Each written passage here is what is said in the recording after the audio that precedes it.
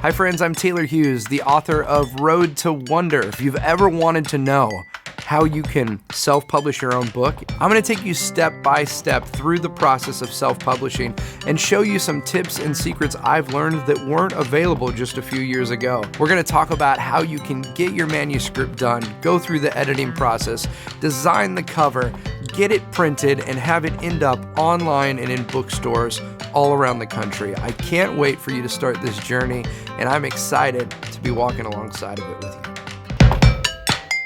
I'm so excited that you've taken the time to check out this course. We're talking about self-publishing, which maybe you're in a different place right now than you thought you would be. Maybe you had planned to write a book and go through the route of traditional publishing. Maybe you haven't written a book yet, and you're hoping that in addition to talking about self-publishing, we're going to talk about some tips for writing. Well, we are.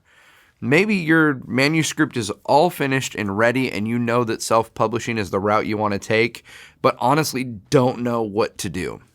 Well, that's what this course is all about. We're going to take self-publishing and we're going to simplify it so that you can do the same thing I did, and that's have your book get off the computer and into people's hands. So let's go. Before we get started, I want to share with you a little bit about my journey with book writing. I, like many of us, wanted to write a book. Almost every person I talk to about the subject says, I think I might write a book someday. I'm lucky enough to have an amazing wife who said to me after years and years and years of saying, someday I want to write a book. She basically was like, well, today's the day. You need to start writing. Within a few months, I had a really rough manuscript that then sat on my computer for about a year until a buddy of mine said, hey, when's that book getting done? When's it going to come out? He really challenged me to consider self-publishing. For years, I thought, I'm going to go the route of traditional publishing. And if you don't know, the way you get a traditional publishing deal is the first step is to get a literary agent to sign with you. No book publishing house talks to authors directly. They all speak through literary agents. And there's a lot of great agencies out there. At the end of the day, though, book publishers know how to print books. They don't know how to sell books. So the thing that's going to get the attention of a literary agent and is going to get you a publishing deal is going to be your audience size. How many people follow you on Instagram? How many friends do you have on Facebook? How many views do you have on YouTube? Those type of things will get the attention of a literary agent. How big is your mailing list? You know, how many people are you in communication with on a daily basis? If you are able to show that, hey, I've got an audience that likes what I put out, and if I write a book, they're going to buy it, there's a better chance you're going to get a traditional publishing deal. With a traditional publishing deal, you're going to get in advance. And to be honest, unless your book's a runaway success, that advance is probably the only money you're ever going to see out of your book. They're going to give you some upfront money. They're going to cover the cost of producing the book. They're going to promote the book. And then if it sells, you'll eventually make money once the publishing house makes their money back. As I was kind of looking honestly at where I was at in my career and with my audience and what I could possibly entice a literary agent with, self-publishing just made a lot of sense for me. One of the reasons is because in my career as a speaker and as an entertainer, I'm already in front of audiences constantly that would buy a book if I had one available. So it became a little bit of a chicken versus egg scenario. If I had the book, I could grow an audience. But if I don't have the audience, a publishing company is not going to give me a book. And that's when I made the decision to go ahead and self-publish. You got to ask yourself the question, is self-publishing right for you? We're going to get into the entire process. I'm going to take you step by step how I went from taking my book off being a manuscript through the editing process, through the typesetting phase, through the design phase, and then finally having a finished book that is not just in my hand, but it's in a lot of people's hands, and you can get it online everywhere. So we've got a lot to cover. Let's get into this. Now, maybe you are already at the phase where your book is finished and edited and ready to go, and you just need to know some tips on how to get it published and get it out there. Great. But there may be some people right now who are watching this who are still in the writing phase. And maybe you're struggling to either get started with writing or get finished with your manuscript.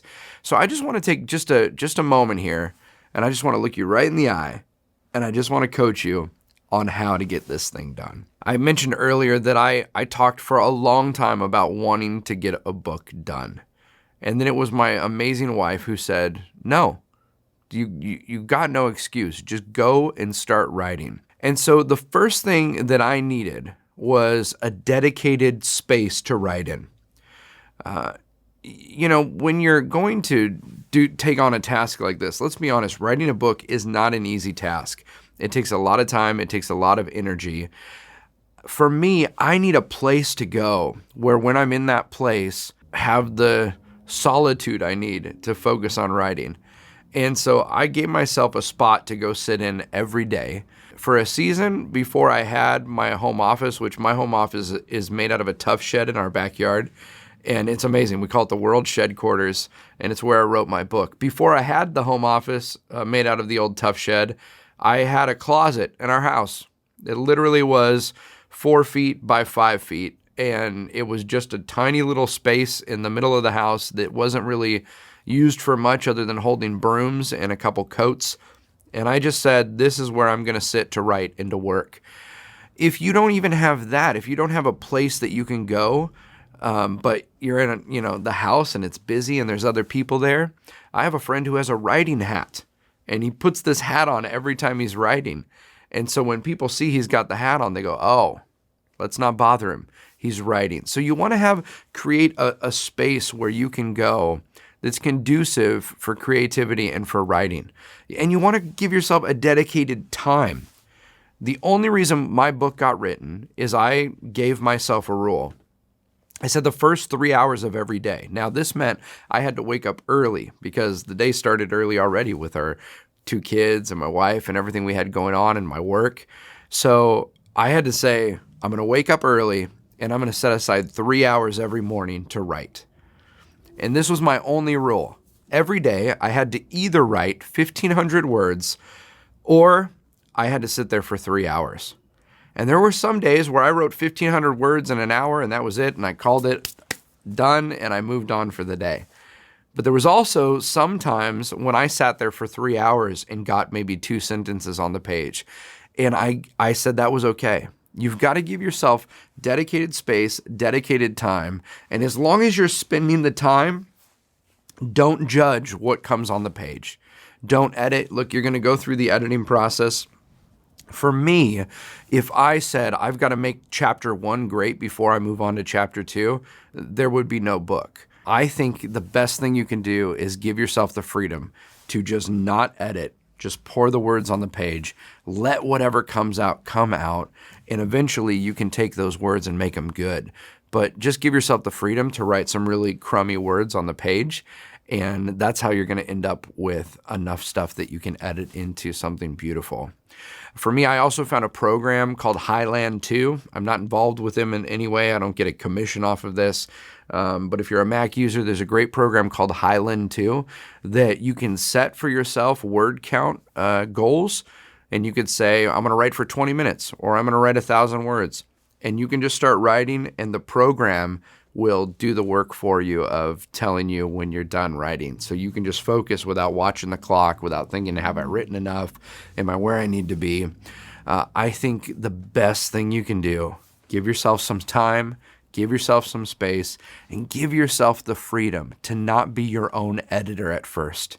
Just get the words on the page, and that's how you're going to finish that manuscript.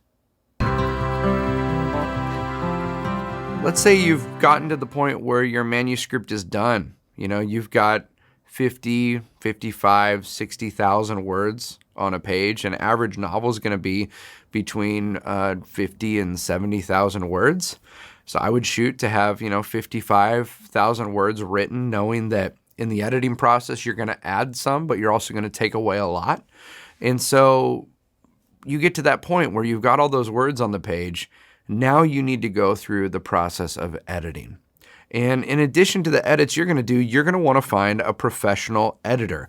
There's a lot of places you can go. I'm going to put some resources here as well where you can go look to find great professional editors who will work with you. You'll present your project to them and they'll say, yeah, I think this is something that I'd be a good fit for and we can work with. Once you find your editor, it's very important to have a conversation with them about what kind of editing you're looking for. Are you just looking for grammatical editing? Maybe you feel like the words that are on the page are great and you just want someone to proofread it and make sure that it's cleaned up and that, there's as few typos as possible. Maybe you need some content editing and help with story and crafting. For me, I was really looking for someone to help with not only the grammatical side. Grammar is a major issue for me. When I first sent in my first draft to the editor, she came back immediately with 2,300 grammatical errors.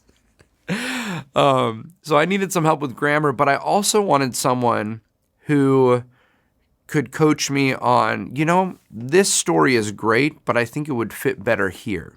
Just being able to shift and move that manuscript around so that someone who's used to, reading so much and seeing so many authors write, they can kind of help you with knowing the flow. And so having that kind of conversation about what kind of editing you're looking for. You can also, even before you get to the editor phase, you can crowdsource this. If you have some friends that you trust, some people who are well-read or who understand the topic you're discussing or who know you and your voice and will say, hey, this sounds like you, this doesn't sound like you, I'd encourage you to invite a couple people that you trust to look at different things that you've written for your book.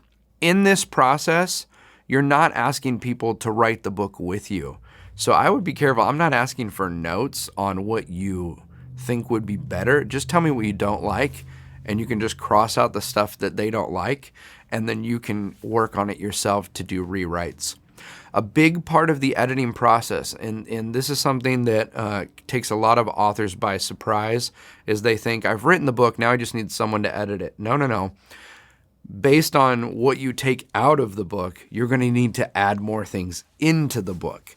And so there is a process of rewriting, and you're going to go back and forth with your editor several times where they'll send you notes, they'll read through the whole manuscript, they'll give you notes.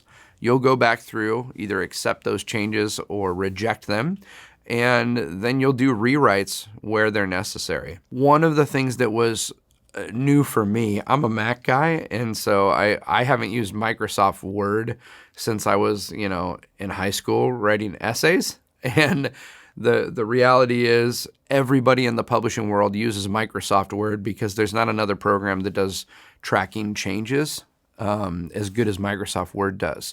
So what's great is you can learn how to use track changes in Microsoft Word, send a Word document to your editor. They can make all the changes, and then as you review those, you can click accept or reject or make notes. And it's a really simplified way to keep track of who said what as you're passing around your document back and forth to your editor. The last thing I'll say about the editing process is you want to make sure you give yourself some strong deadlines. In this whole process, whether it's your daily writing to get the manuscript done or it's in the editing process, you want to make sure that you give yourself solid deadlines, realistic but challenging. Right? You don't want to say, hey, I've written nothing and in 2 weeks I'm going to have a book done. That's a little crazy. But you could say 3 months from now I'm going to have a manuscript done. Yeah, you really could. You could write a first draft of a manuscript in 3 months if you gave yourself the dedicated time. So I would think, when do you want this book to come out?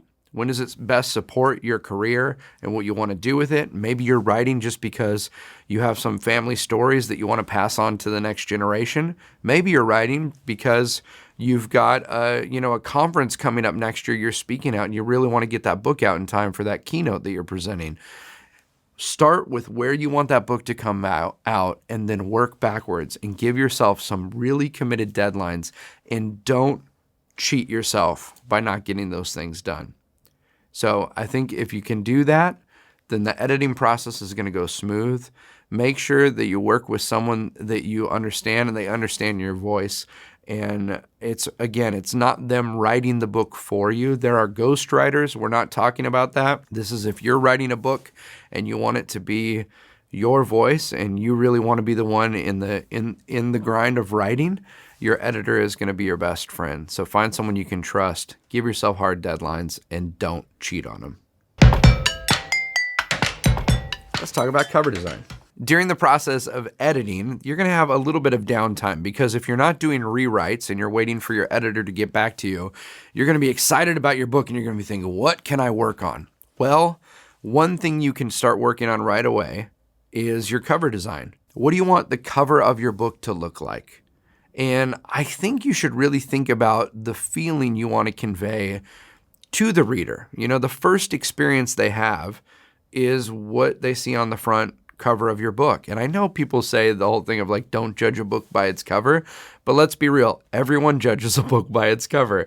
If I'm walking through the airport and I'm looking for a book to read or a bookstore, if the cover doesn't look interesting, I'm just going to move on to one that does. Before you start working with a designer on your cover, you should also think about, what are my publication specs? Do you know what size you want your book to be? The design is going to be determined based upon the size of the book, the finished product. So if your book is 6x9, or if it's, 5.5 inches by 3 inches and it's a tiny little book, the design is going to change based on those specs. So think through. For me, I walked around and I looked at different books that I enjoyed. What books did I enjoy reading? I like the feel of a book in my hands. And so I started looking at different books and which ones felt right. And then I started thinking about how the book would be printed. We're going to talk in just a moment about publishing houses and how you go about printing your book and different book printing services. But I do think it's good for you to know, and your cover designer, especially if this is their world, designing book covers, they're going to ask, who's printing your book? Those printers will have different specifications, and a good book cover designer will know what questions to ask and make sure that you've got everything there. So I would encourage you to think through, what do you want the book to look like, but also what size is the book? Does the book open landscape style? It's a wide book, or is it open, like a portrait height, like a normal book? Think through what you want your book to look like and what you want it to feel like and what size you want your book to be. Then once you find your designer, in fact, I'm going to put here in the notes the designer that I used. They were great. They were affordable. Again, I have no connection to them apart from the work they did for me, but I have no problem promoting them because I really enjoyed the work that they did. This is what my book ended up looking like on the cover, The Road to Wonder. I had some conversations with my publisher, or with my book designer, about what I wanted the book to convey. And I gave them a list of words, and I would encourage you to give a list of descriptive words to your cover designer of what you want it to feel like. My words were words like nostalgia and whimsy and obviously wonder. I told them that I enjoyed vintage postcards, and I liked the old Disneyland posters. And I also talked to them about the fact that I'm a magician, but sometimes I just speak and I don't do magic. And so I wanted it to convey wonder and whimsy and mystery without conveying magic. No top hats, no rabbits. So be very specific. What colors do you like? These were some colors that I really enjoyed. The more information you can give your cover designer, the better equipped and better suited they're going to be to really get to work for you and design something well. So I wish you the best of luck with your cover design. Take the time to get it right. I talked to several different people. I found a designer I really liked.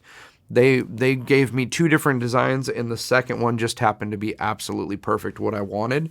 But I had already decided that if I had paid them to design this cover and it wasn't what it needed to be, I would eat that cost and I would hire another designer.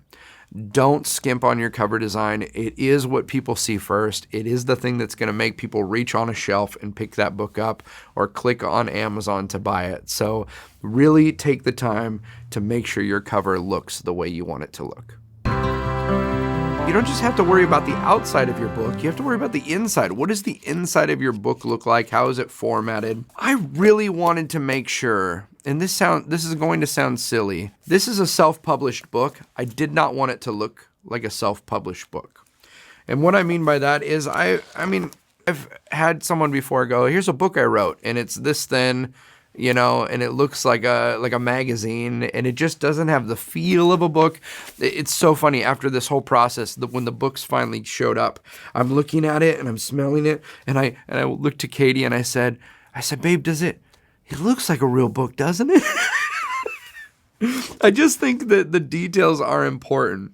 And so one of the things you're going to need to do is you're going to need to have a typesetter.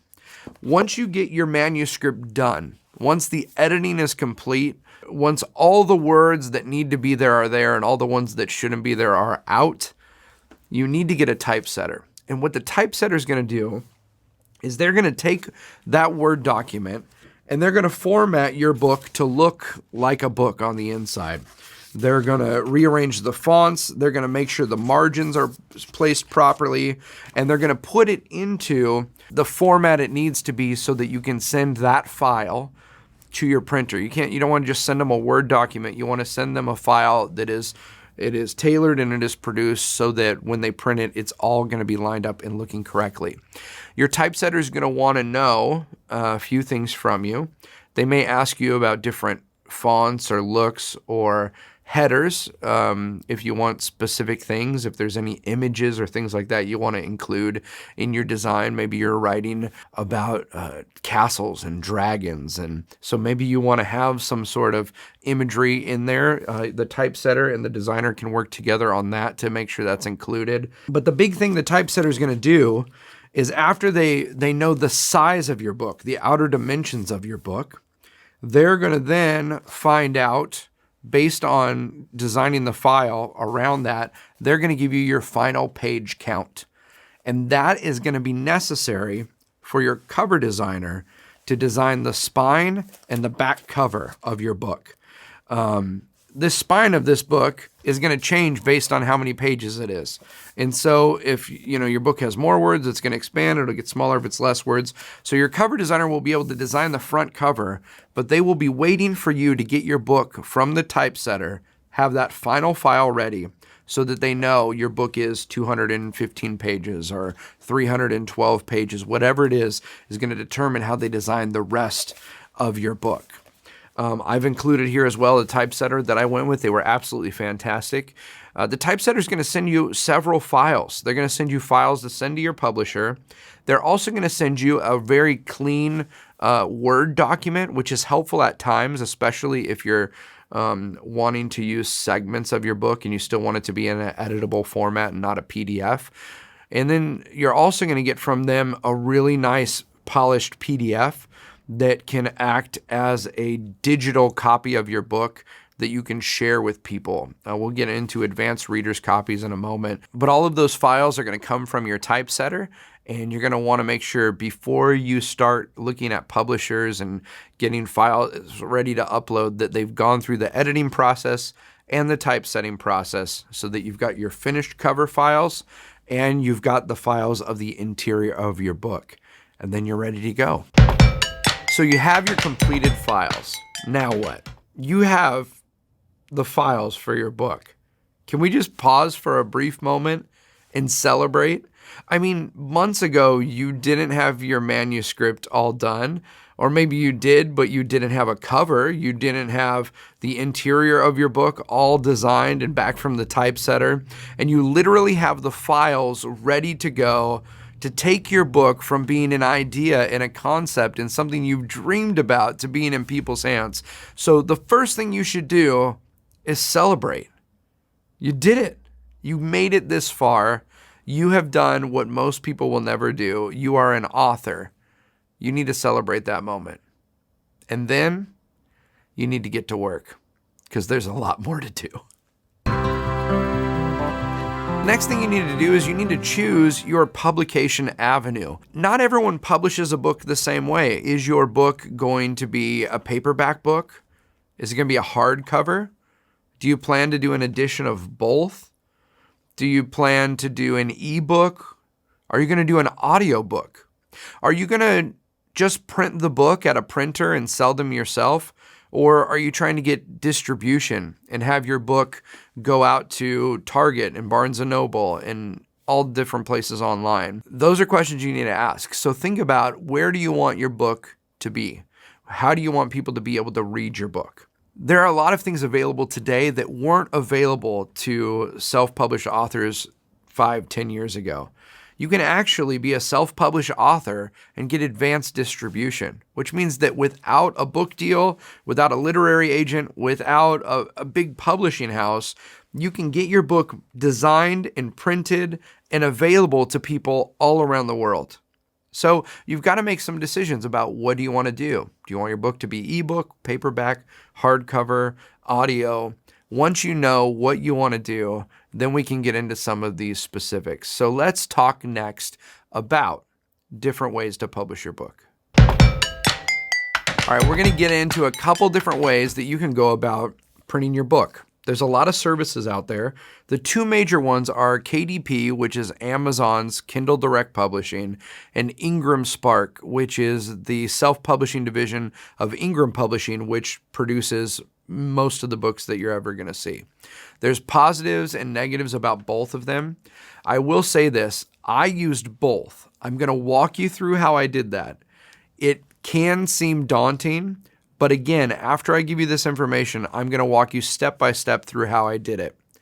Before we get into it, some of you may be watching this and going, I don't need to do pre-sales. I don't really care about, having my book for sale all around the world. I just want my book on Amazon and I want it done soon. If that's the case, KDP is probably the way to go for you. If you want to do pre-sales because you know that that's a way to gather a bunch of sales, have them show up one day, have your book rise up in the ranks. If you want Barnes & Noble and Target and other retailers to be enticed to buy your book, then IngramSpark is probably the way to go. At the end of the day, for me, the best solution was a combination of the two. So let me walk you through how I used KDP in conjunction with IngramSpark to take advantage of both the positives that they offer. So let's start with KDP. KDP is Kindle Direct Publishing. This is available through Amazon. You essentially create an Amazon.com account. If you already have an Amazon account, you can just sign up through KDP through that. And what it does is it allows you to upload your book, make it available for sale on Amazon, and if you choose to, through other retailers. And then Amazon, KDP, will print your book and ship it to people the moment they order it. That's right. Let's just take a moment and think about this. Years ago, if you had a big book deal, the publishing company would print, 10,000 copies of your book. And if you were a self-published author, you would have to print, hundreds or thousands of copies of your book that would sit in your garage, and you'd take them from event to event. And now there's the ability for you as an author to put your book online, and you can use a place like KDP who will print your book when someone orders it. So someone can go on Amazon.com, they can buy my book, they can hit ship, and then 2 days later, this shows up. And 3 days before that, it wasn't a tangible thing. That is incredible, okay? So what are the downsides to KDP? Number one, you cannot do pre-sales through KDP. Let's say your book's coming out 6 months from now and you want to collect pre-sales, and you probably want to collect pre-sales.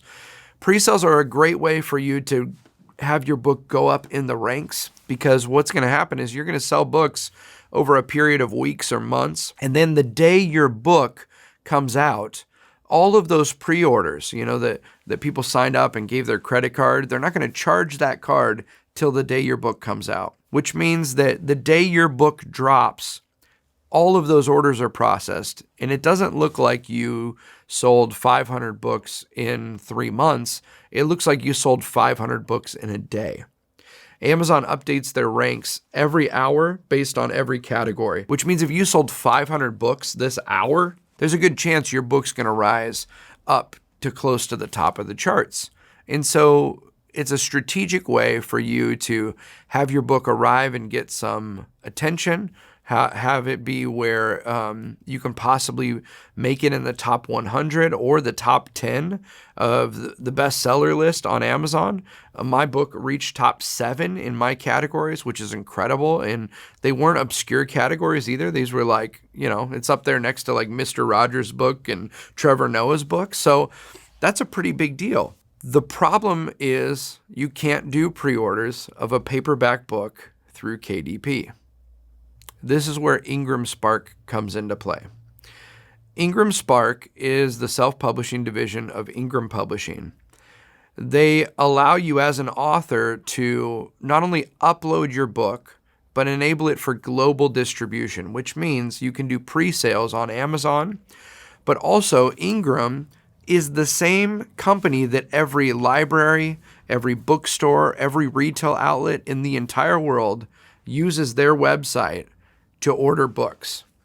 So if you're a self-published author and your book is available on Ingram's site, Barnes & Noble could buy 10 copies of your book if they wanted to and put it in their store. This is a game changer. It allows you to have advanced distribution. It allows you to get your book in retail stores on their website.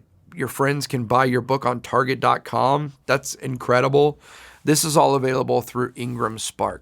Now, there's a reason why I say you want to use these two in conjunction. The benefits of KDP, being the Amazon company, is that Amazon prioritizes anything they make above other companies. So if your book is available on Amazon through KDP, it's going to come up higher in the ranks than if it's on Amazon because of IngramSpark. So what I like to do is figure out a way to do both of them. The downside of having your book on advanced distribution through Amazon is that most bookstores are going out of business because of Amazon, so they don't want to order books from Amazon. So even though when you go on KDP, you can say, yeah, print my book and make it available on Amazon, you're going to want to click off of a box that says global distribution, because if it's available to Target from Amazon, Target will never buy your book. Barnes & Noble will never buy your book. Nobody wants to buy stuff from Amazon if Amazon's lowballing them on prices. So what I did is this. I uploaded my book through IngramSpark and I enabled global distribution, which means Ingram's going to send it to everybody. Amazon, Target, Books A Million, Barnes & Noble. Your book is there and people can see it. And they can do pre-orders, which is what you want. There's one challenge with this, because you would say, why not just use Ingram? Why not forget about KDP? Because Amazon offers free shipping, usually 2-day shipping or same day or next day shipping to their customers. If your book is not sitting in their warehouse and your book is not uploaded to their print-on-demand KDP service, then the day your book comes out, they might go, we can't get this book for, we don't have it sitting in the warehouse. It's going to show up as your book is unavailable online. I had a moment where my book was on IngramSpark, and the day my book came out, people started ordering. Amazon had pre-ordered copies through IngramSpark, and it was looking great. And then those copies were gone, and people wanted to buy more. And 2 hours after my book released, Amazon said, this book will not be available for the next 2 months. Because Amazon's going, we're not printing it, and it's not sitting in our warehouse. We can't guarantee we're going to get it to somebody in 2 days. You don't want that to happen. So the way to do it and the way to get around this is to use them both. Upload your book to IngramSpark. Do all your pre-sales through there. Ingram's going to send it to Amazon and everywhere else. Have your book uploaded to Amazon to print on demand with KDP, but don't hit submit until the day your book comes out. This way, all of your pre-orders are available through IngramSpark, and Amazon can order from them and everything, but the day your book comes out, you hit go on Amazon KDP, and now not only is Ingram selling your book, but Amazon is printing and selling your book, and your book will never not be available. Also, Amazon will then prioritize their listing over the IngramSpark listing. So you'll see your book. This is when you see on Amazon, you see several of the same item. It's available from different places. Oh, but Amazon's got it on sale. Amazon's going to take a cut off their end. They might drop the price of your book slightly, but they're going to try to promote it because they would rather print and sell it themselves than buy it from IngramSpark. So I got another little video here that we're going to go to that kind of gets into the details of how to upload to KDP and how to upload to IngramSpark. I know it sounds overwhelming. It is a ton of information, but I want to encourage you that I'm going to show you shortly my pre-publication checklist of what I walked through step by step, and I'm going to walk you right through this so you don't have to do it alone. All right, so now I'm going to walk you through what I call my pre-publication checklist. As I was researching and planning and preparing for my own project, I wanted a checklist that I could say, these are the steps I'm going to follow to make sure this gets done, because honestly, it can be a little bit daunting. So there's a downloadable version here that you can actually download and check off yourself, but I'm going to walk you through each of the steps that you're going to need to go through to be able to publish your book on any one of these sites that you choose. Step one, you are going to need an ISBN number. An ISBN number is the number that associates your book. It's essentially like the social security number for your book, or the serial number for your book. It's the thing that tells that this book is yours. It's connected to your information online. And it's also the information that's contained in this barcode. So you're going to need to get a barcode, and you're going to need to get an ISBN number. If you choose to go the route of KDP and print directly through Amazon, they're going to offer you the option to use one of their free barcodes. I would highly recommend you don't do this, because down the road, you may decide you want to print your book somewhere else. And if you're using Amazon's barcode, no one else will carry it. It's a proprietary thing to them. Barnes & Noble has a printing house service that allows you to do the same thing. I would spend the money to buy your own ISBN number. The way you do that is you go to this website. It's myidentifiers.com. It will cost you, I think it's around $40 or $50 to get a single ISBN number, or you could pay for a block of ISBN numbers. I think it's like $150 and you get 10 of them. And you can use those at any point in the future. They don't expire. So if you're planning to write more books, that might be a good way to go. Then once you have bought that ISBN number, you can go on the website, myidentifiers.com, log in, and you can type in your information for your book, your title, who the author was. If the foreword is by a known author, you might want to include that as well. It's important for you to put that information in, because that information is what's going to populate on websites like Target and Barnes & Noble when they choose to carry your book. All of that information that you want them to know is going to be contained inside your ISBN number, because you put it in the website, myidentifiers.com. Also, if you're publishing your book as a paperback, and you're then going to publish a hard copy, you're going to need two different ISBN numbers. Every version of your book needs to have a separate ISBN number so that they can track how many were sold, where they're available, all of that. So I currently have an ISBN number for my paperback book. I also have one for my ebook, and I have one for my audiobook. All of those are available at myidentifiers.com. The second thing that I chose to do was to upload my ebook to a website called Smashwords. I wanted my book available everywhere, but not all of the websites and businesses play nice together. So I tried to find the most simple way to have my book be available everywhere. And the first step for that was to get the ebook on Smashwords. Smashwords is a distributor that will take your ebook. That's the file you're going to get from your typesetter. One of the files you'll get, in addition to the inside print copy of your book, they're going to give you an ebook format that you can upload to Smashwords. It's very simple to create an account. And they will then take all of that information and your ebook, and they'll make it available at Apple Books. They'll make it available at Barnes & Noble. It'll be available on their own Smashwords store, on a website called Scribner, on Kobo. Basically, anywhere people can get books for e-readers and ebooks, they will do that for you. So that's a step that you want to take to make sure that your ebook is available to all those places. Once I uploaded my ebook to Smashwords, I then uploaded on IngramSpark my print book files. The two files that you're going to need, again, are the inside typesetting file as well as your cover file. You upload those two and you type some information into IngramSpark. We talked about that in an earlier video where I walk you through how to navigate that site. And you're going to put that information in, and then you'll be able to take pre-orders for your paperback book. The third step I took in my uploading process was I uploaded my ebook for pre-order on KDP. Even though Amazon KDP does not allow you to do pre-orders of a paperback book, they do allow you to do pre-orders of an ebook. And so I uploaded it there as well, so it would be available on Kindle. This sounds like a lot, and it is a lot because you're typing information into all these different sites, but it's always the same information.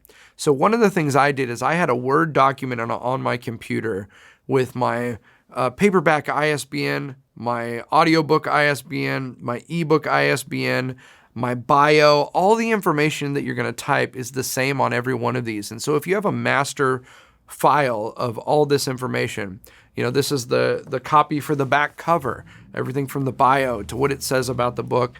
If you have all of that in one file, it's really easy to copy it and paste it into all these different sites. Next, I uploaded to Google Play. That was a very easy process. You just go to Google Play Books and you create an account using your normal Gmail account, and then you can upload your ebook so that people who use the Google Play Store to purchase ebooks can find your ebook as well. Another thing that I would highly recommend is purchasing a domain name to associate with your book directly. I have taylorhughes.com as my normal website. It's where all my information for my shows and my keynotes are, but I wanted a web page that was just for this project.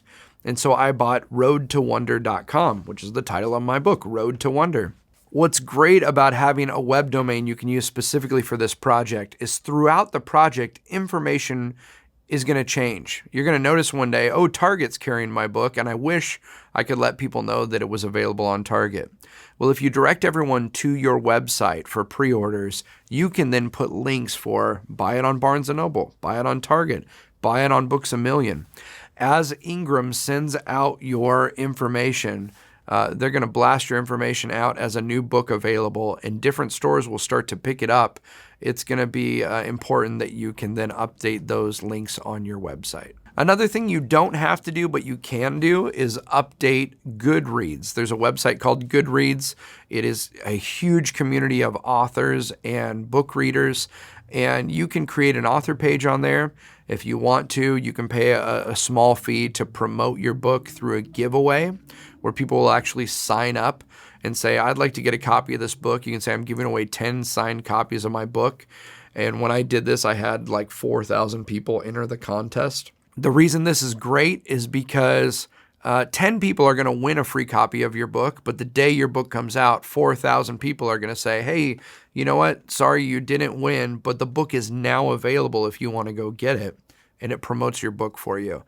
It's also a great place to collect reviews and for people to see more information about your book and what other people are saying about it. So I would take some time in the process of waiting for your book to be printed to update your Goodreads page. You can also update your Amazon author page. Amazon gives you the freedom as the author of the book to create a page that gives information about you as the author, what other projects you might be working on, how people can connect with you. And that's also a great thing to do so that when people find your book, they also find out more information about you. Once all these files were uploaded and I was in the pre-order phase, I started to think through doing an audiobook. Now, you may decide that an audiobook is not right for you. For me and my audience, I felt like this was something that people would really enjoy. And so I went through the process of recording. You can record yourself if you get a good quality microphone and have a quiet place to do it. or you can go to a studio and record. But there is a program through Amazon called ACX that allows you to take those recordings of your book and to upload them, and for you to be able to be your own distributor of that book. My book's currently available on Audible. It's available on Apple Books, and people can get the audiobook, which is pretty great. Let me just say this. This is a lot of information. You may be thinking, why would I go through all the hassle of doing this? Yes, this is a ton of work. Yes, if you did a traditional publishing, they would do all of this for you. But keep in mind, they would take a huge percentage of the profit. And with most of these features through ACX, through Amazon KDP, through IngramSpark, they allow you as the author to have very high margins on what you make off your book project. So even though you're putting in a lot of time, you're going to get a lot of reward by taking the time to do this. The very last step in my process was making sure all my KDP print files were uploaded. Remember, I mentioned that I had my book published through IngramSpark, and then I also published it through KDP, but I waited to hit go till the day the book came out. So I made that my last step. I already had it all uploaded. You can save your progress, which is great, so that when you're ready, you just hit go, and within 48 to 72 hours, your book will be available on Amazon Print on Demand. So if you go the route of taking pre-sales, probably it's because you want to try to hit some of the bestseller lists. I just want to give you a little bit of information so you can know what to expect, have some realistic expectations, and some ideas on, if you want to hit lists, how you could maybe be more successful doing so. All of these numbers are based on who sells the most copies of a book in a single week. I just want to take some of the ambiguity about how it works. It literally just comes down to who sells the most books in a single week. The reason pre-sales are so helpful, like I said earlier, is you're gathering those sales throughout, the weeks or months leading up to your launch. And then the day your book comes out, all of those sales count as sales that day. So that's the best way to hit a list. Amazon is the closest chance you have, without having a huge audience, to get onto a bestseller list. Some people will hurt themselves trying to get on a bestseller list. They'll pick an obscure category. They'll be like, I'm going to put my book in a copy of ancient Sanskrit language.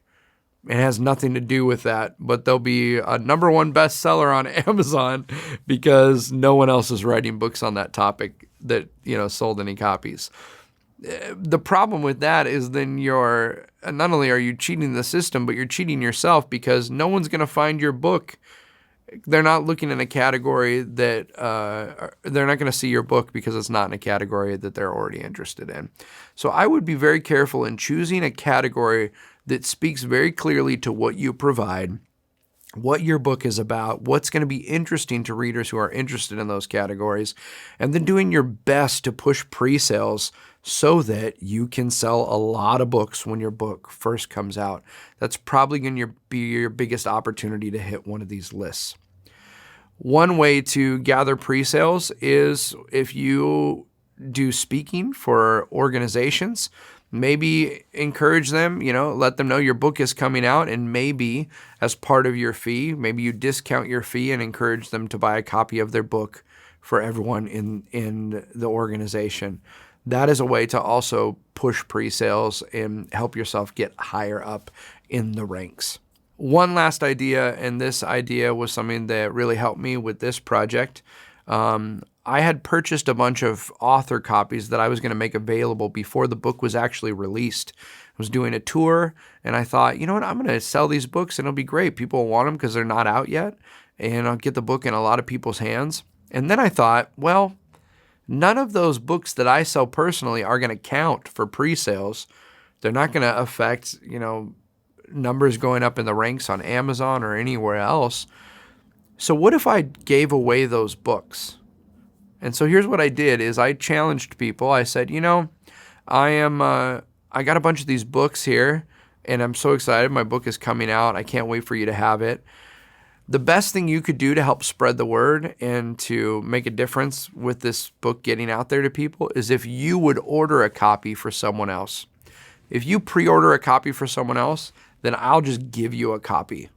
And essentially, I made no money doing this because they would buy a copy online, Amazon would take their cut, IngramSpark would take their cut, and I'd get X amount of dollars afterward.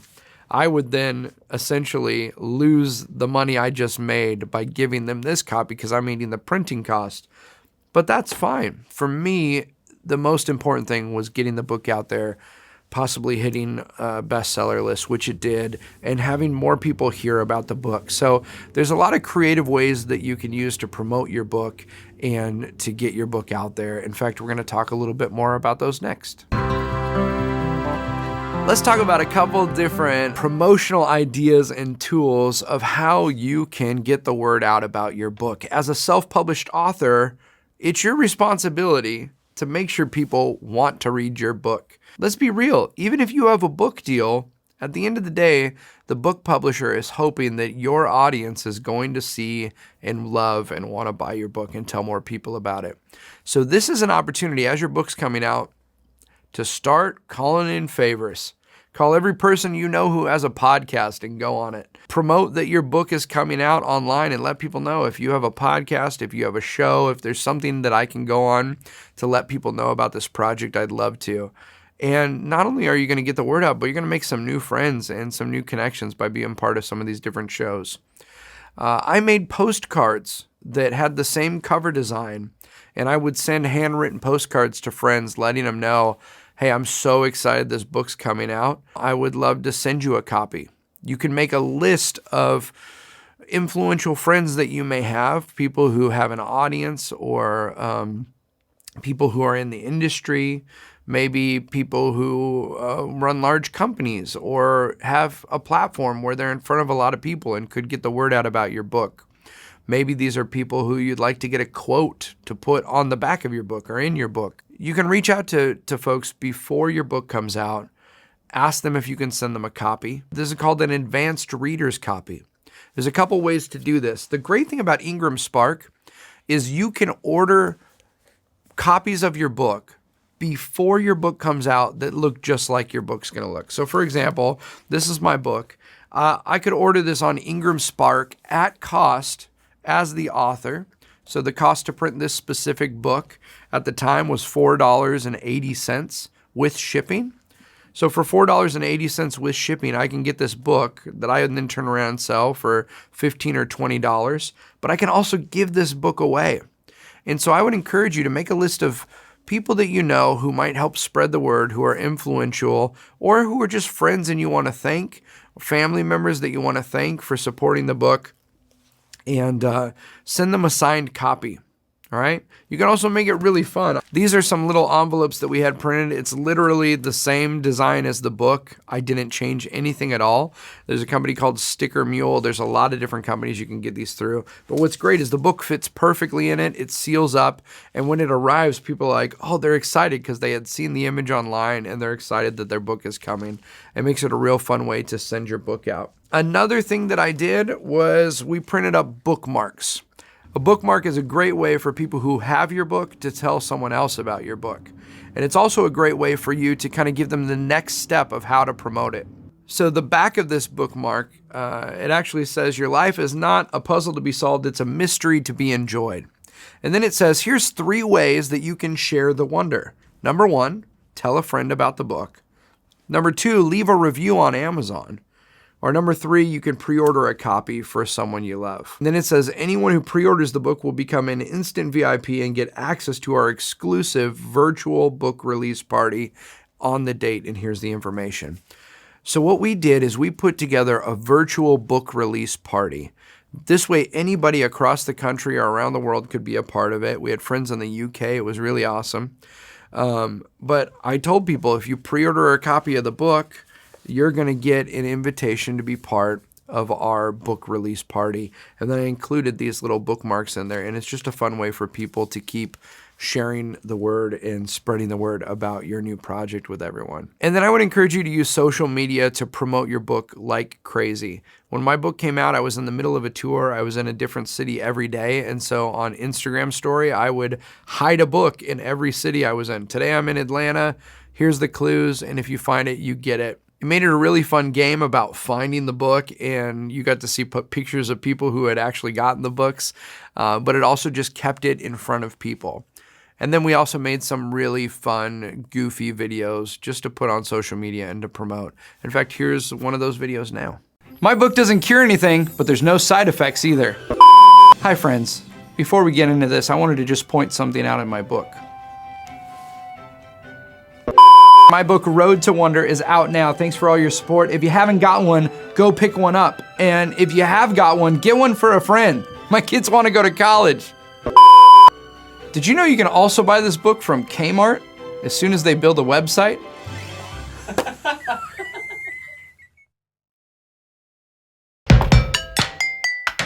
Let's talk a little bit about ARCs, or advanced reader copies. Whenever a book's coming out, generally an author will give away copies of the book to influential people, friends that can maybe promote, like we talked about, to their company or to a large group of individuals. And there's a couple ways to do that. Amazon allows you to order ARC copies of your book. These are books that come out before your book is available to the public.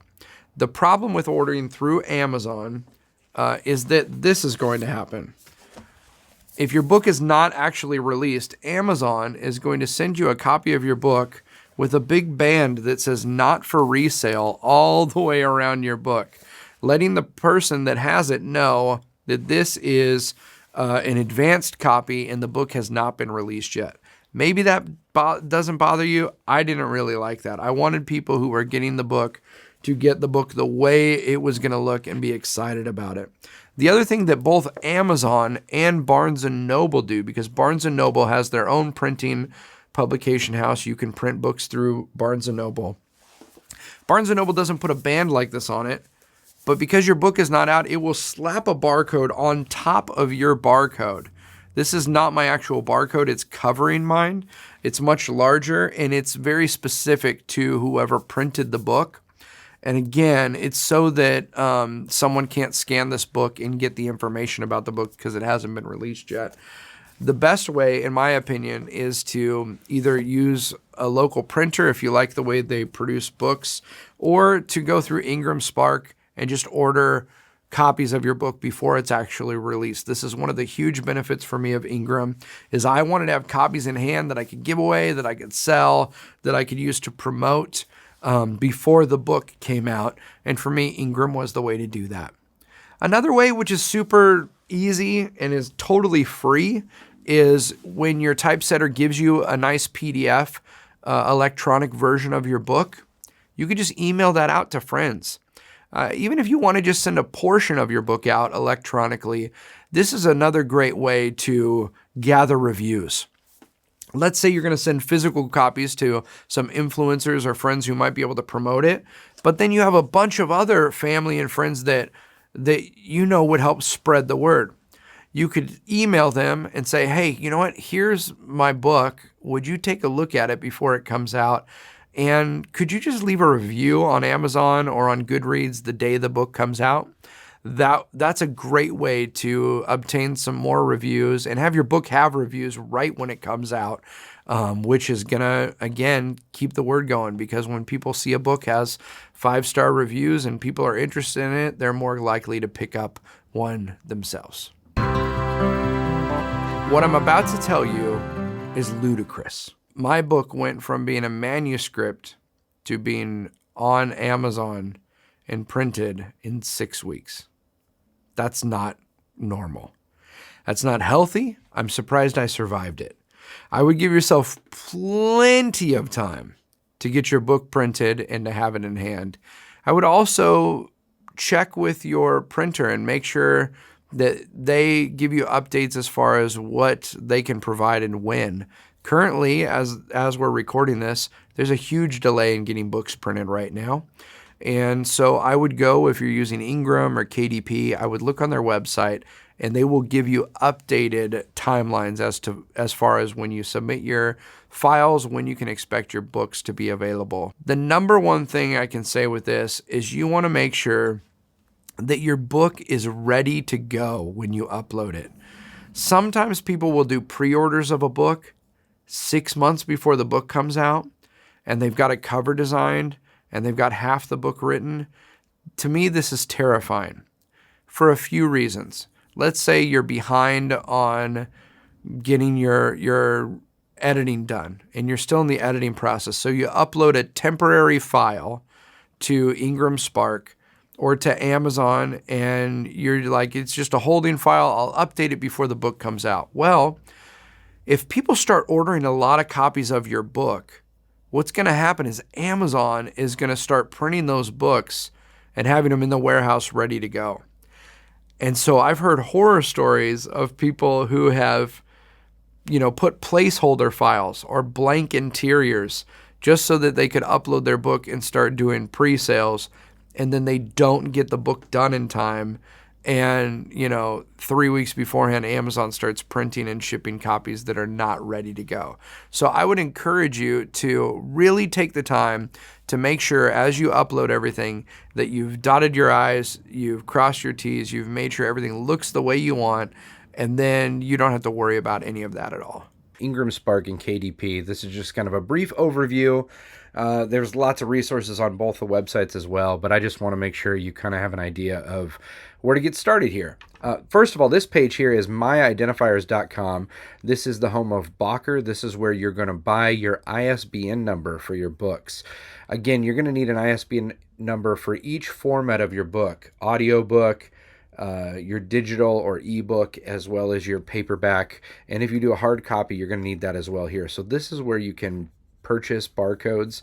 It's also where you're going to go to manage your barcode information. So after you purchase the barcodes and you've decided which barcodes go to what items, you'll come onto this website, come over here to sign in and register, and right there will be a place where you can go ahead and input your information for your book. Now, since we're going to be inputting information on a lot of sites, I would encourage you to open up the notes section on your computer and put in things like about your book, about the author, different things that you're going to need to copy and paste often. I would put here. This makes it a lot easier, and we're going to go through that right now. So let's go over to IngramSpark.com. When you log into IngramSpark.com, you're going to create an account. It's free to create an account. You're going to end up at this page. It's going to say upload a title, and it's going to ask you which one of these you want to do.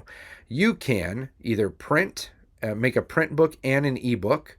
You can do a print book only, or you can do an ebook only. I decided to only do my print book through IngramSpark. Everything else is done through other sources that we've talked about. So for right now, we're going to click print book only. You'll see it's $49 to upload your book. And here's what it's going to ask you. Do you have your files ready to upload it? Either yes, all my files are ready, or these options here, which mean you're not ready, come back later. But we're going to assume that if you're at this point, you've got your files ready to go. You've got your cover and your interior files that you've gotten the cover from the graphic designer and the interior files from your typesetter. And so you're going to click yes, all my files are ready. Great news. That means that you're formatted and ready to go. Here's things that you need to click. For example, print jacket and or cover. They want to make sure that you have this ready to go. Yes, you do. You've got that from your graphic designer. And the interior, a PDF. They want a PDF of this. You're going to get this from your typesetter. Click yes. Okay, now this is where you've got to watch carefully. Remember, we talked about IngramSpark and Amazon both allow you the option to do mass distribution.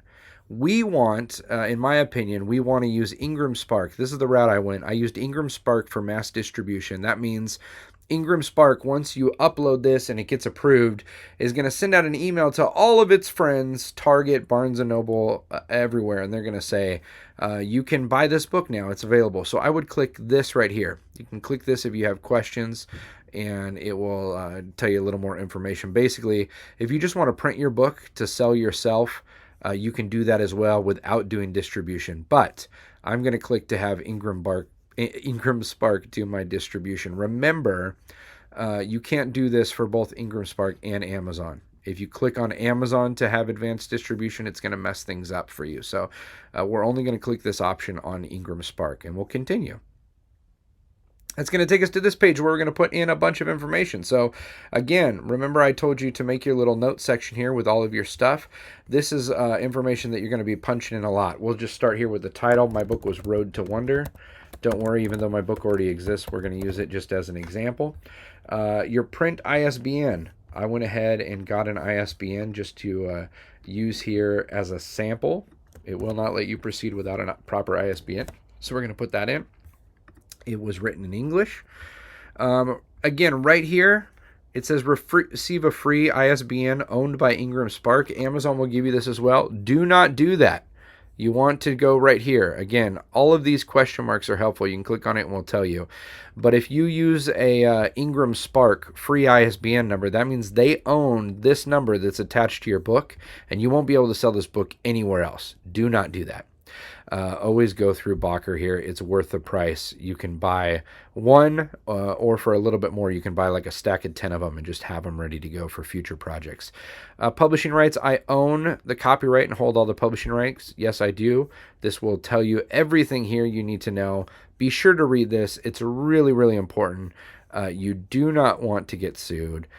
So make sure you read that, and if it's all correct, click no. My title does not include any of the above. That way you make sure that you really do own this work. Right here, author, that's going to be you. I'll put my name here since we're using my book as an example.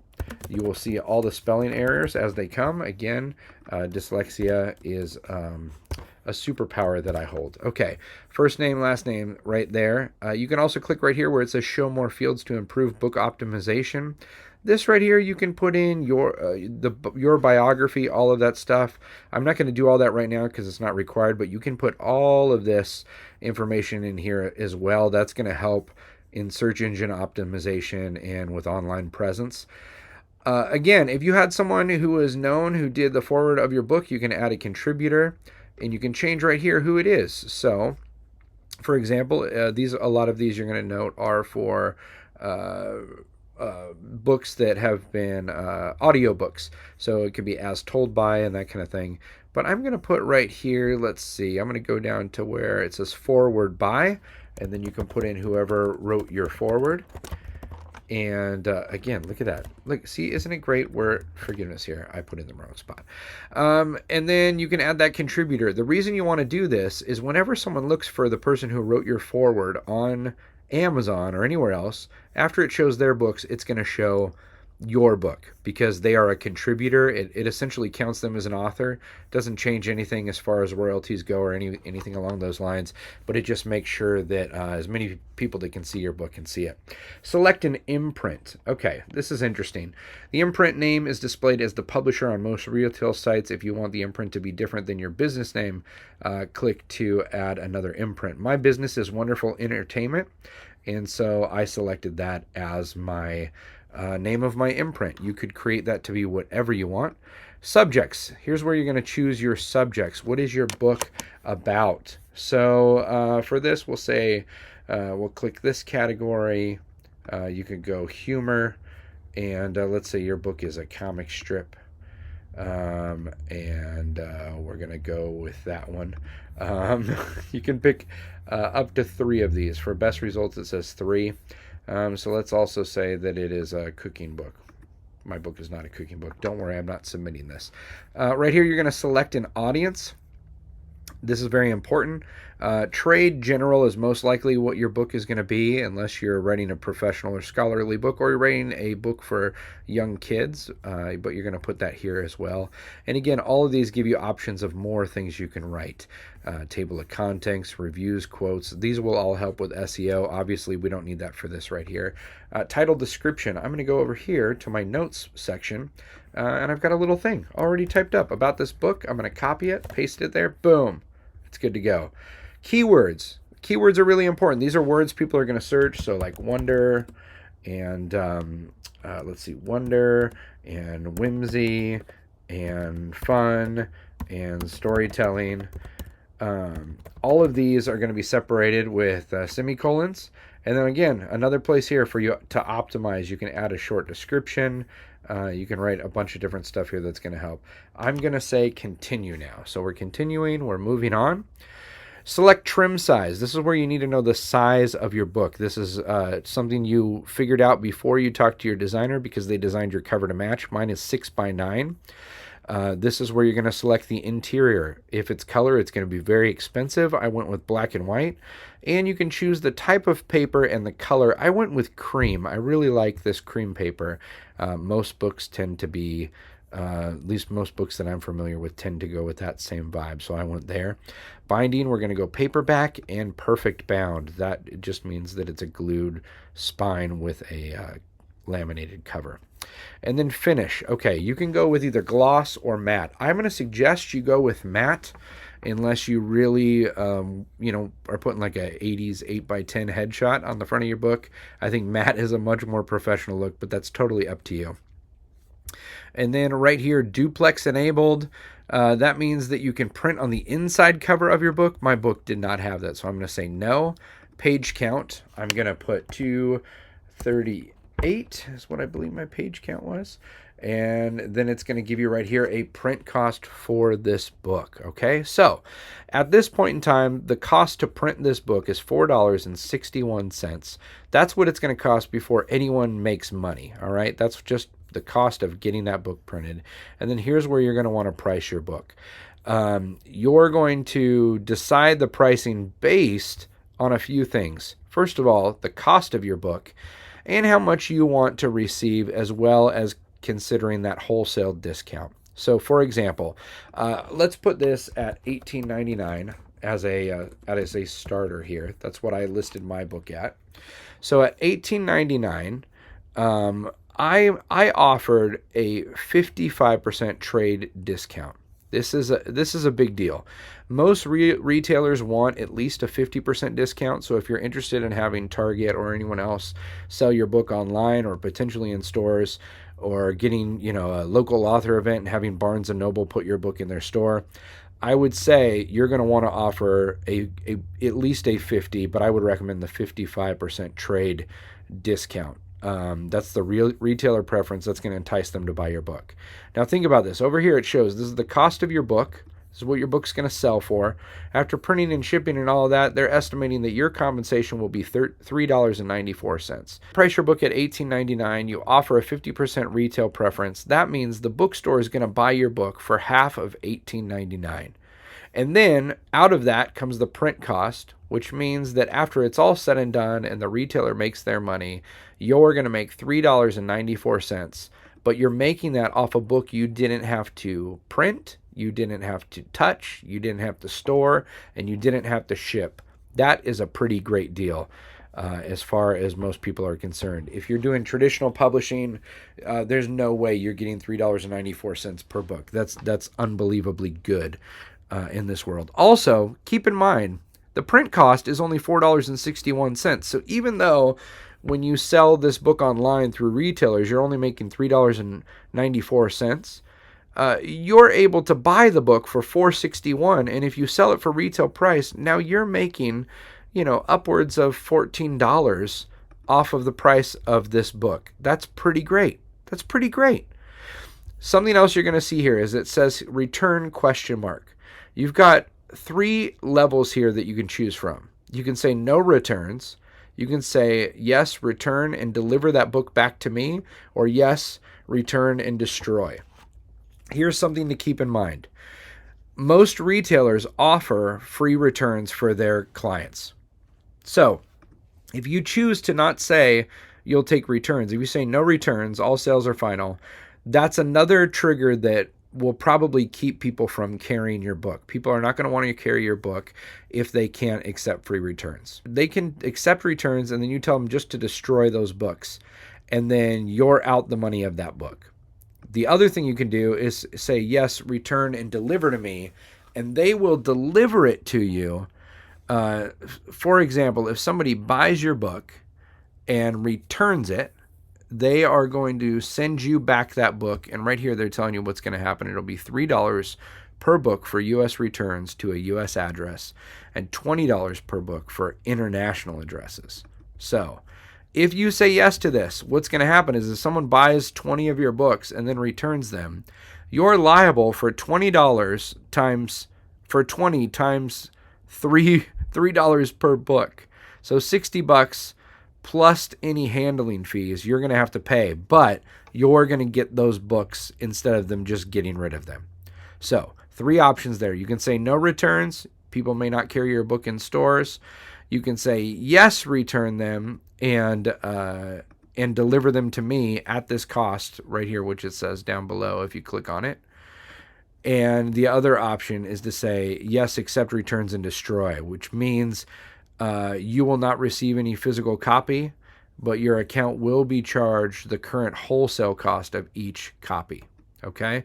So you're going to get dinged either way with these. It's a gamble. You need to consider what those options mean for you. When it came down to me making the decision, I figured most bookstores are not going to carry my book unless I'm having a conversation with them. And at that point, I'm willing to take the risk of them accepting returns. So once that's good, you're going to click these options down here. Now, these other prices here, these are the prices for the United Kingdom. You don't have to offer your book in these places, but if you do, you need to put pricing in here. These are pricing based on your U.S. pricing. They kind of adjust and make recommendations for you. I did on these other ones, I did the wholesale discount, but I did not accept returns because I don't want to pay for the shipping of a book that got returned in Ireland to come to my house. So what I did was I chose yes on this, yes deliver, and I chose no on all the other outside of the United States ones. So that is what that is. We'll go ahead and select these so that they give us some options here, and then they're going to show you what the prices are. I'm going to say no on all of these, and then once you've made your decisions here, you're going to click all these buttons down here. Okay, enable look inside the book. This allows buyers to get a sneak peek. You've seen this before on like Amazon and things. This allows people to take a look at your book and get like a sample of the first couple of pages. I think that's great. Yeah. These two most likely are not going to be for you. This is for if you have a large text edition, you need to click this box so they know that it's supposed to be printed in large text edition. And then there's additional guidelines here as well. Over here, this is right to left content. So this would be if you're doing, an anime or something that is very, I think that's a manga is what my kids read. If it's going from right to left, you're going to click here because that's important in the printing process that they know to print it right to left. And then right here, you're going to select your publication date. Okay. This is going to be the day you want your book to come out. Let's say May of next year is when my book's going to come out. And then down here on sale date. So here's a big deal. Okay. On sale date and publication date, these should be the same date. And I'll tell you why. The on sale date is the day that retailers can start buying your book. And the publication date is the day the book comes out. So if you wanted to have a bunch of your books in stock somewhere ahead of time, people will be able to buy them ahead of time and have them in their store, you can make this available on sale earlier, but the actual publication date is here. I wanted all of that to happen the same exact day. What that will do will automatically create, if you pick a date in the future, it's automatically going to create a pre-sale, which is what we want to do with IngramSpark. So once you've got both these dates the same, you're going to hit continue. All right, and now it's time to upload. Look at this. Print upload. So you're going to go ahead, you're double checking everything here. There's your ISBN number, there's your book type. So you're going to upload your files here. Once you upload your files here, you'll see it's going to go to a validation. That's going to check your files to make sure they're good. If there's any errors, it will give you the errors.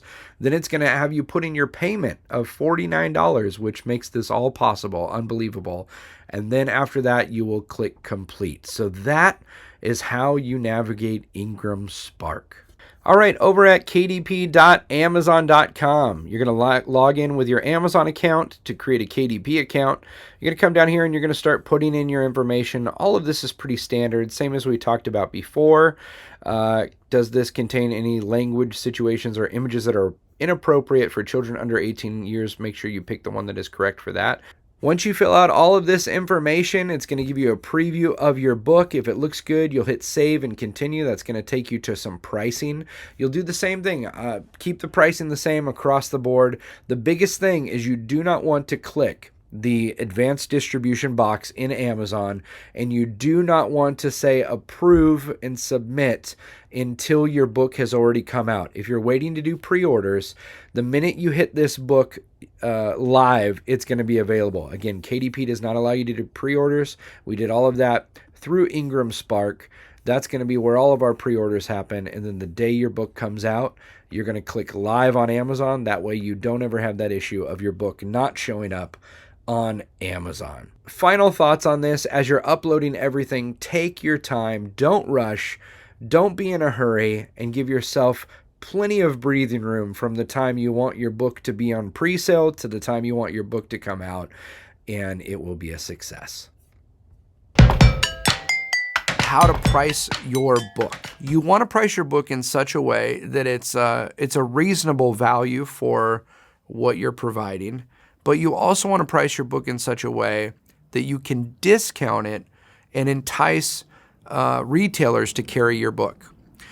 When you upload your book to Ingram, if you choose to use IngramSpark, you're going to see that the cost of your book, once you put all your information they're going to give you, this is the cost to print and ship your book. So the cost of my book is $4.80 to print it and to ship it to someone.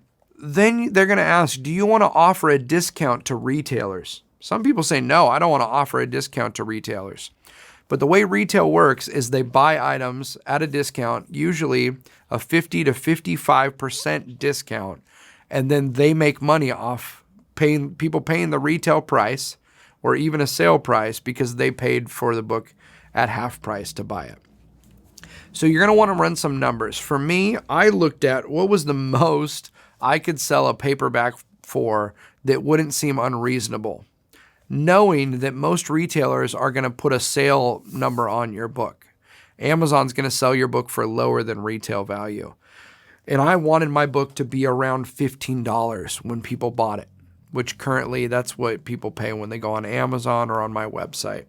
The retail cost of my book is $18.99, which is about the most you can charge for a paperback book and have it still be considered reasonable.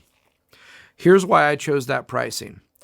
My book is roughly $19 retail. It cost $4.80. So let's say $5 to print and ship this book, which means that after printing and shipping, there's $14 available to play with for profit.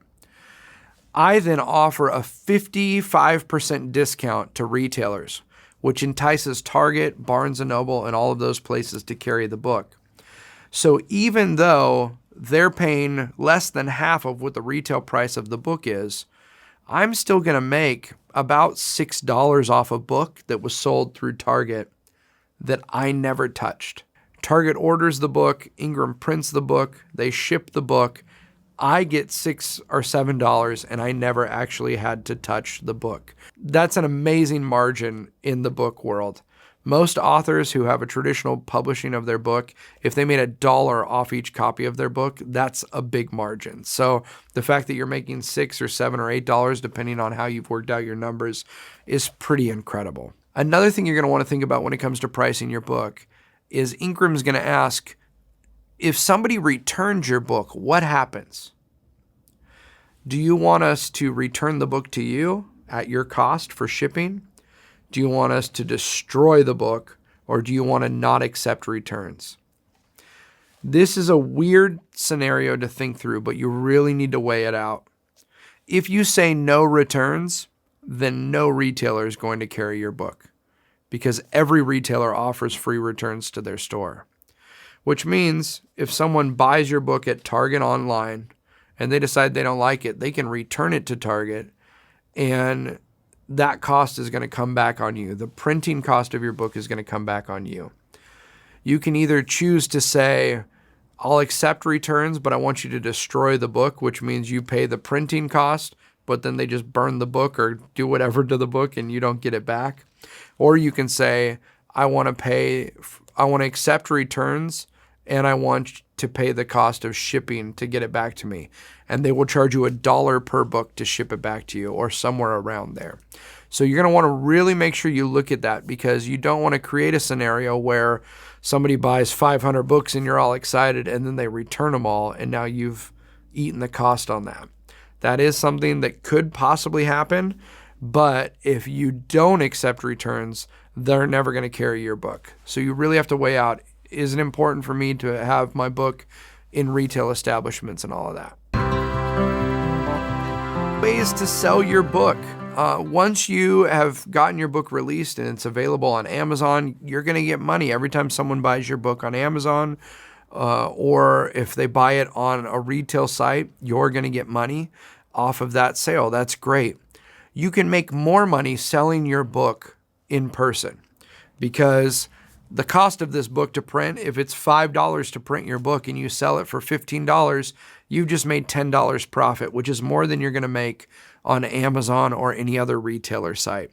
So you may want to order some books at cost to have on hand to sell through your website, on your social media. You can provide these as an upsell to your speaking events, because your clients can order the books from you at a discounted rate. Maybe they buy them for $10 instead of $15. And then you can order them at cost from Ingram, and Ingram will allow you on their website to order those books, have them sent anywhere in the world, and you're not paying for shipping twice by having them sit in your garage first. You may want to think about the fact of, do you want to sell signed copies on your website? Or do you want to offer bulk sales on your website? Maybe before the book comes out, you push everyone to Amazon to get the pre-sales, but then afterward, you adjust your website so all the sales take place there, knowing that you're going to make more money. It's up to you. Some people want to handle it themselves so they can make more money. Other people just say, you know what? I would rather not deal with it. Just have it live on Amazon, let them print it, let them ship it, and I'll just take whatever's left over. One big question a lot of authors ask is, how do I get my book into bookstores? How do I see it on the shelf at Target or Barnes & Noble? One of the benefits of using IngramSpark is that the Ingram ordering system is how bookstores, libraries, how they order books that they're then going to sell. You will most likely have your book available on Target, Barnes & Noble, Books A Million right away, maybe Walmart. They're going to basically send out the metadata you've put in for your book into their system, and they're going to let everyone know this is a new author with a new book coming out, and it will just show up on those websites. It is partly your responsibility to find out who's carrying your book. Because Ingram services anywhere in the world that sells books, it means mom and pop bookstores can carry your book. And so they're not going to give you a list of here's everywhere online your book is found. You've got to do a little bit of research. One of the easiest ways to do that is by searching your ISBN.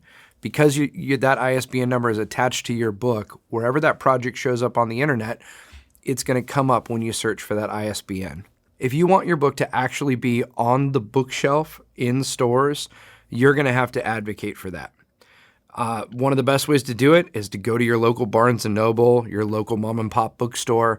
Let them know that you're a local author. Many bookstores will have a local author section, and they're more likely to carry your book if you're an unknown author, but you're local. You can let them know, you can order my book right now on Ingram. You can bring in a copy so they can see it. They can get to know you. They can see that it's a good quality product. You could set up a book signing. I've been able to set up several book signings at local bookstores and Barnes & Nobles, and it's a great way to not only keep promoting your book to your social media fans, but also to make some new friends and fans because they saw you there signing in the store. And it's a very simple process. You simply call the store. Many of them have systems set up for local authors to come in and to do book signings. And so you can just set up an appointment to talk with them about that, or you can stop by the store. At the end of the day, it is up to you as the author to advocate for your book. Unless you are a well-known author, or you've been on TV lately, or you've got other accolades behind you, chances are Target's not going to just stock the shelves with your book unless there's a reason for them to, or they notice that your book is selling a lot of copies. So your promotion plan of online marketing, in-person events, sharing with your social media fans, letting your friends and family know about it, All of those things will help your book sales go up, which then makes it more attractive for bookstores to carry it. But if it's really important for you to have your book on the shelf at your local bookstore, I would just go talk to them. You'd be amazed at how excited bookstores are to carry local artists, especially when they meet you and they see that you put together an incredible product.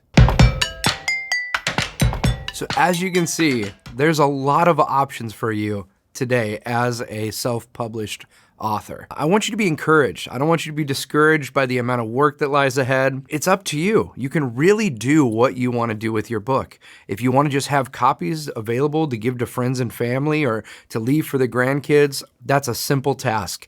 If you want to have advanced distribution, it's a little bit more work, but it won't take long, and I've given you all the steps here to do it. And if you really want to go for the gold and try to get on some of these bestseller lists, the tools are there and they're available to you. I just want to encourage you. Your words are important. What you have to share and what you have to say is something people need to know about. So have confidence in who you are as a writer. Be excited about the process. Enjoy every step of the way. There's going to be moments where it's stressful and you're working with deadlines and you're wondering if printing's going to show up. Enjoy that process, because there's a moment when you put your book out into the world and you need to kind of just release that product to do what it does. I fully believe that books find the people that need to read them. And so if you do the work of making your book available, of setting up the printing, of getting distribution set up, I believe that the people that need to read that book are going to find it and it's going to be in their hands. So have confidence that you've done a good job, and then just have a peace of knowing I'm just going to let it out in the world and not judge it. Whatever it does, it does. And then I'm going to get back in the chair and start writing the next one.